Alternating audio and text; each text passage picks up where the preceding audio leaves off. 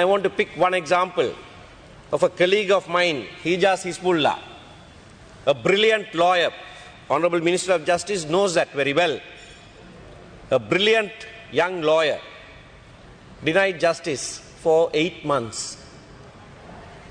What are you doing for 8 months? If you had evidence that he was involved in anything at all, you could have charged him with that. What are you doing for 8 months? All kinds of false allegations were made against him. When his house was searched and he was arrested, Honorable Minister, they took away 2 of his case briefs. Not even in a court of law can questions be asked with regard to communication between client and attorney, and you know that very well. There are only 2 instances of privilege. One husband-wife and the other is attorney-client privilege. That's how sacrosanct communication between a lawyer and his client is. But they took even his client's files.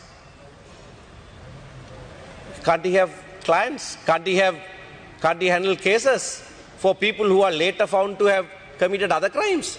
Is a lawyer to be blamed? All right, even if you did that, in those files, if you found anything, you could have brought that to light. You could have produced him before court. Nothing. Nothing to date. All kinds of spurious allegations are being made. Something about a school, that he was involved in some school.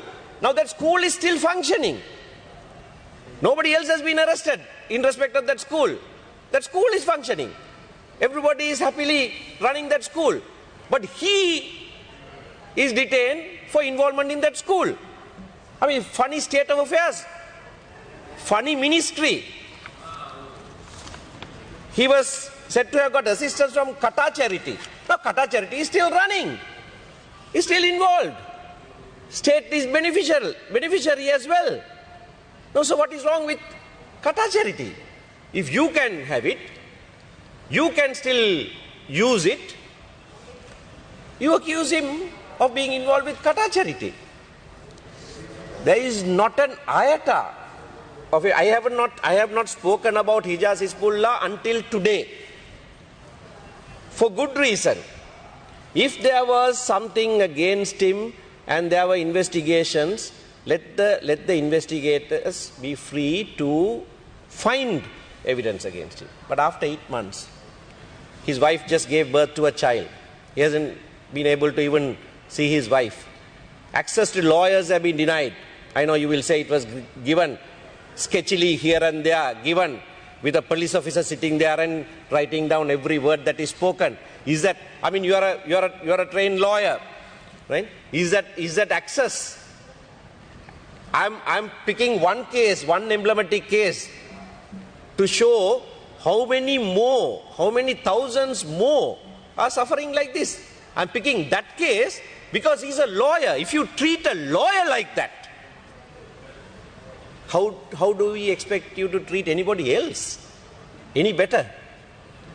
A lawyer who is well known, a lawyer who is regarded as a brilliant advocate in our courts, is being treated like this. Any other minister wouldn't want to don the hat of Minister of Justice at a time like this.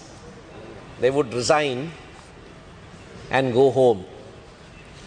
That is why I said you must be feeling